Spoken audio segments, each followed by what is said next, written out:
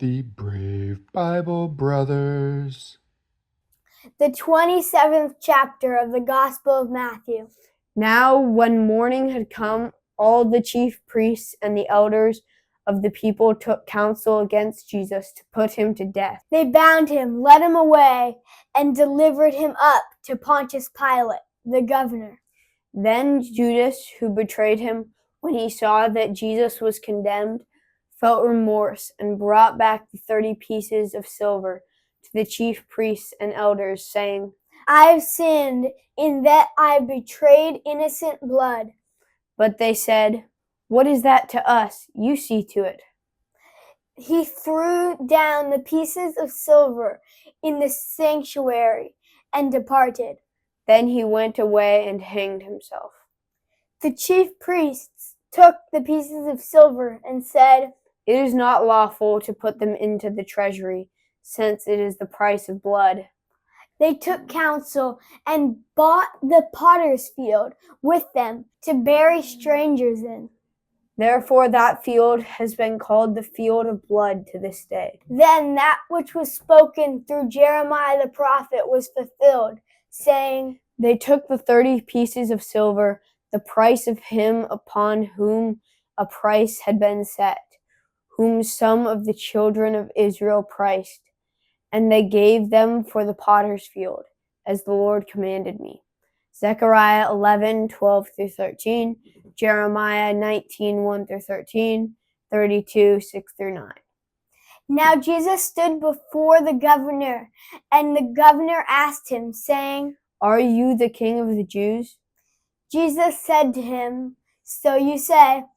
When he was accused by the chief priests and elders, he answered nothing.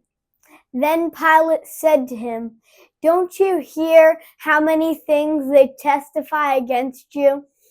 He gave him no answer, not even one word, so that the governor marveled greatly. Now at the feast, the governor was accustomed to release to the multitude one prisoner whom they desired. They had then a notable prisoner called Barabbas. When therefore they were gathered together, Pilate said to them, Who do you want me to release to you, Barabbas or Jesus, who is called Christ? For he knew that because of envy they had delivered him up. While he was sitting on the judgment seat, his wife sent to him, saying, Have nothing to do with that righteous man, for I've suffered many things today in a dream because of him. Now the chief priests and the elders persuaded the multitudes to ask for Barabbas and destroy Jesus. But the governor answered them, Which of the two do you want me to release to you? They said, Barabbas! Pilate said to them, What then shall I do to Jesus, who is called the Christ? They all said to him, Let him be crucified. But the governor said, Why? What evil has he done? But they cried out exceedingly, saying, Let him be crucified! So when Pilate saw that nothing was being gained, but rather that a disturbance was starting, he took water and washed his hands before the multitude, saying, I'm innocent of the blood of this righteous person.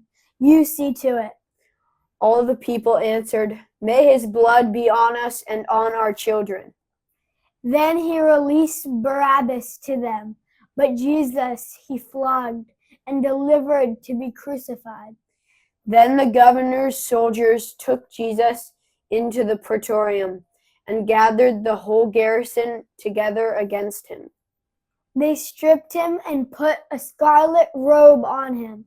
They braided a crown of thorns and put it on his head, and a reed in his right hand. And they kneeled down before him and mocked him, saying, Hail, King of the Jews! They spat on him and took the reed and struck him on the head. When they had mocked him, they took the robe off him and put his clothes on him and led him away to crucify him. As they came out, they found a man of Cyrene, Simon by name, and they compelled him to go with them, that he might carry his cross. When they came to a place called, Golgotha, that is to say, the place of a skull, they gave him sour wine to drink mixed with gall. when he had tasted it, he would not drink it. When they had crucified him, they divided his clothing among them, casting lots, and they sat and watched him there. They set up over his head the accusation against him written, "This is Jesus, the King of the Jews." Then there were two robbers crucified with him, one on his right hand and one on the left. Those who passed by blasphemed him, wagging their heads and saying, "You who destroy the temple and build it in 3 days, save yourself. If you are the Son of God, come down from the cross." Likewise, the chief priests, also mocking with the scribes, the Pharisees, and the elders, said, "He saved others, but he cannot save himself. If he is the King of Israel, let him come down from the cross now, and we will believe in him. He trusts in God, let God deliver him now, if he wants him, for he said, I am the Son of God." The robbers also who were crucified with him cast on him the same reproach. Now from the 6th hour there was darkness over all the land until the 9th hour. About the 9th hour, Jesus cried with a loud voice, saying, Eli, Eli, lama sabachthani. That is, my God, why have you forsaken me? Psalm 22:1. Some of them who stood there, when they heard it, said, "This man is calling Elijah." Immediately one of them ran and took a sponge, filled it with vinegar, put it on a reed, and gave him a drink. The rest said, "Let him be. Let's see whether Elijah comes to save him." Jesus cried again with a loud voice and yielded up his spirit. Behold, the veil of the temple was torn in two from the top to the bottom. The earth quaked and the rocks were split. The tombs were opened, and many bodies of the saints who had fallen asleep were raised. And coming out of the tombs after his resurrection, they entered into the holy city and appeared to many. Now the centurion and those who were with him watching Jesus, when they saw the earthquake and the things that were done, they were terrified, saying, Truly this was the Son of God. Many women were there watching from afar, who had followed Jesus from Galilee, serving him. Among them were Mary Magdalene, Mary the mother of James and Joses, and the mother of the sons of Zebedee. When evening had come, a rich man from Arimathea named Joseph, who himself was also Jesus' disciple, came. This man went to Pilate and asked for Jesus' body. Then Pilate commanded the body to be given up. Joseph took the body and wrapped it in a clean linen cloth and laid it in his own new tomb, which he had cut out in the rock. Then he rolled a large stone against the door of the tomb and departed.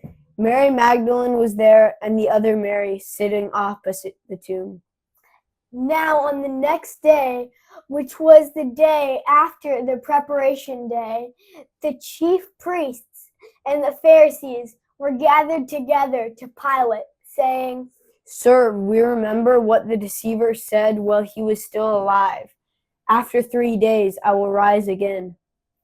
Command therefore that the tomb be made secure until the third day, lest perhaps his disciples come at night and steal him away, and tell the people, He is risen from the dead, and the last deception will be worse than the first. Pilate said to them, You have a guard. Go make it as secure as you can. So they went with the guard and made the tomb secure, sealing the stone. Thank you for joining us on the Brave Bible Brothers.